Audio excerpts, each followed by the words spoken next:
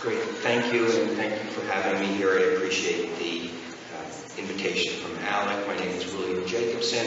I am a clinical professor of law at Cornell Law School in Ithaca, New York. I am also the founder of the Legal Insurrection Foundation, which also runs criticalrace.org that you see on your screen.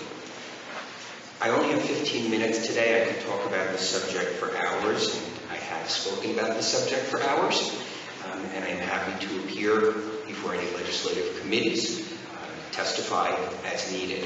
The main focus that I'm going to talk about now is one of the hottest issues, if not the hottest issue, which is what's loosely called critical race theory, and the role that state legislators can have in helping on that issue.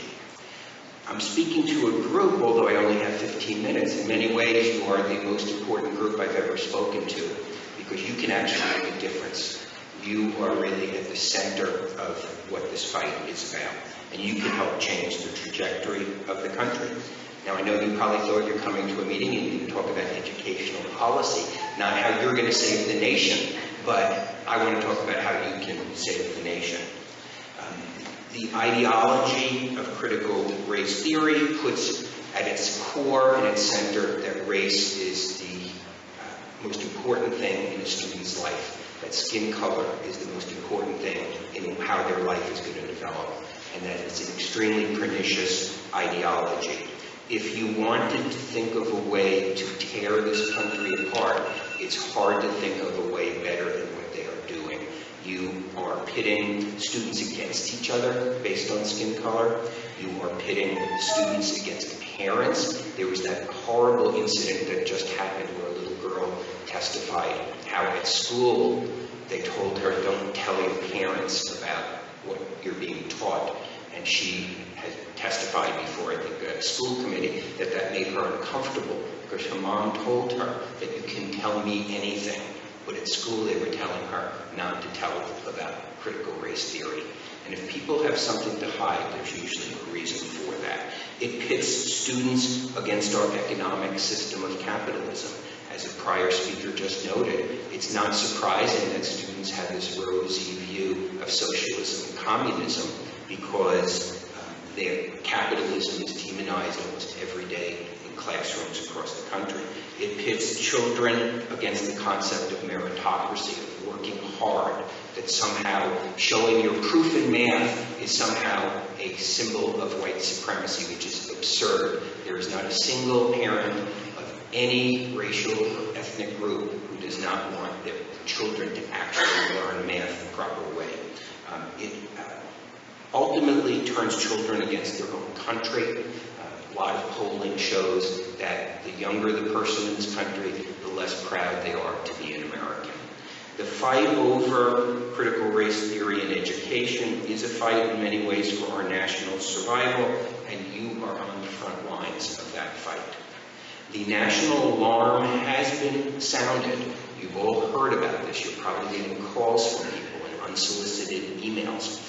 This is not a partisan issue.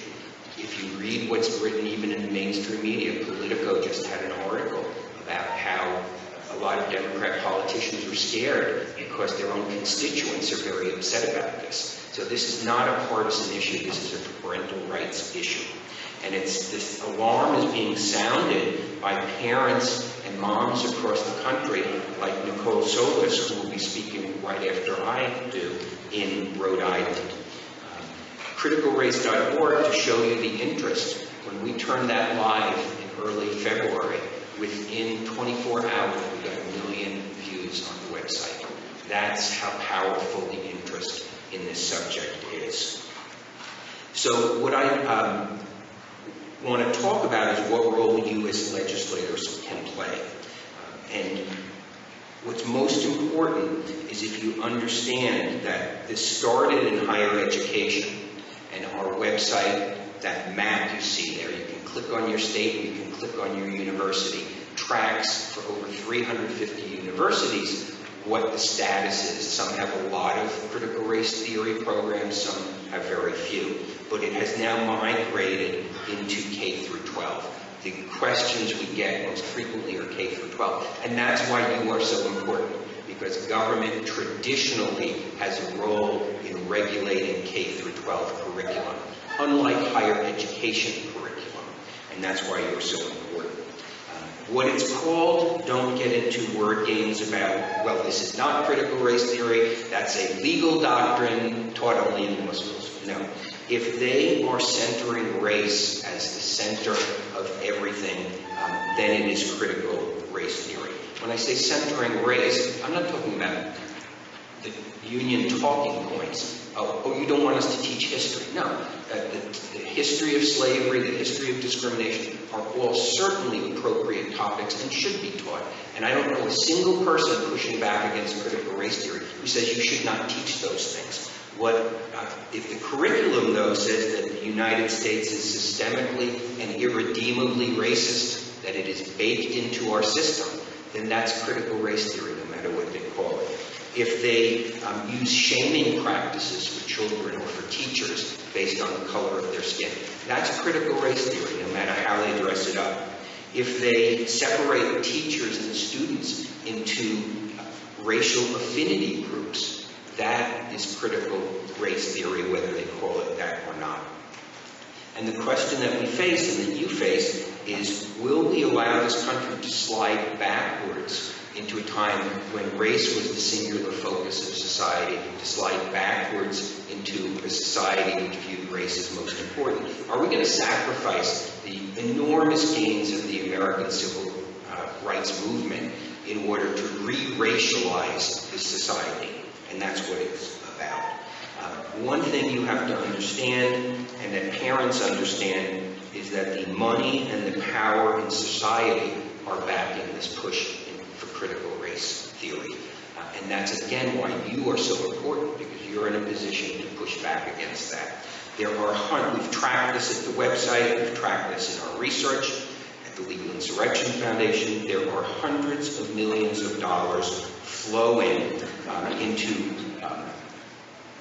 groups, to hundreds, and in some cases thousands of groups that are pushing this. The National Education Association and the American Federation of Teachers, having first denied that this is being taught, now have announced that it's a good thing and it should be in every school, and that they will use their lawyers to defend any teacher who's sanctioned in any way for teaching it.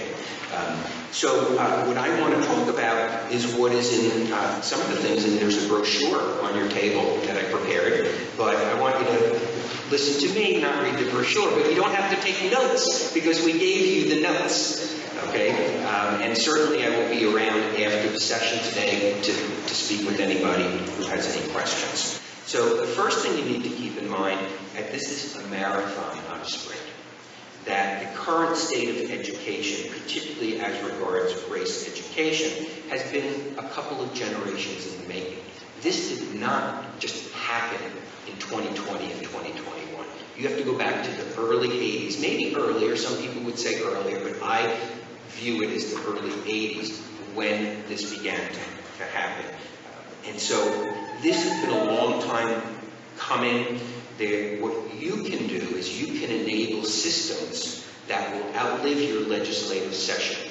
And I've heard very informative some of the things that have taken place in other states on other issues. You can put in place systems that will help avoid this problem so it doesn't come up every year. You have to focus on the concept of equality. That's the word you should be using over and over and over again. Because equality of each individual, without regard to race or skin color, is our highest national ideal. And it's something we should be striving for, as opposed to some of the euphemisms that get used, like equity and other things like that. And so make that the center of your fight. Whatever you are doing, it is to achieve equality, and that is extremely important. In terms of these durable systems, probably the single best thing you could do now is transparency in education. There are tens of thousands, hundreds of thousands of parents out there who cannot find out what is being taught in their schools. They have to serve public records requests, which take time. And then you get told you've got to pay thousands of dollars to find out what's being taught in the school. And that is something that you can do. And there are model legislations out there, I know, that have to do with transparency. I know the one that you're going to be talking about later today has some transparency provisions in that. That is the thing, because this movement against critical race theory, contrary to what Media Matters and the union talking points will say, is not an AstroTurf movement. It is an on-the-ground grassroots movement. You don't need to manage that movement, but you need to empower it. There are, like I said, hundreds of thousands, maybe millions of parents who want this information. And if they knew what was being taught in the schools, you would see an uprising bigger than anything you can imagine. And so I would urge you to consider those transparency legislations, those transparency provisions, because this fight is going to be fought school district by school district. Focus on K through 12, not higher education. Like I said, K through 12 has always been subject to state regulation. Students are forced to be there by force of law. You have a captive audience. You can much more easily make the case for regulating K through 12. For higher education, I would say put that aside for the time being. It's a much tougher issue. The concept of academic freedom and free speech has a much greater basis in higher ed than it does in K through 12. For higher ed, one thing I think you need to start looking at is clarifying, if need be, your existing anti-discrimination laws, because a lot of what goes on in higher ed, I believe, actually violates existing anti-discrimination laws, and that is something that you might want to take a look at your discrimination laws and make clear what sort of practices in education are violated, and go positive. You can't just be against something. There are model curriculums out there that are available on teaching the positive aspects of history. The good and the bad. We don't want to whitewash anything, but a more positive view of history than this very dead-end ideology that we're doomed as a society, that it's baked into our future. And then last but not least, you have to be happy warriors. Okay, I was trying to think what's the greatest analogy I can give you to inspire you when you leave here today to go out and get something done. And I was thinking of that scene for some reason in the first Rocky movie when the music is playing and he's running through the streets and he ends up running up the steps to the Philadelphia Art Museum and he raises his hands in the air. That's how you have to be, because your fight is critical. Your role as legislators in fighting this is so critical. I think I'm probably out of time. I'm going to be around afterwards. Like I said, I'm very happy to appear at the state committee, before a group, before another conference. Like I said, I can talk for this hours, and I'm happy to debate anybody about it, but nobody ever seems to want to debate me. Maybe that will change. Thank you very much.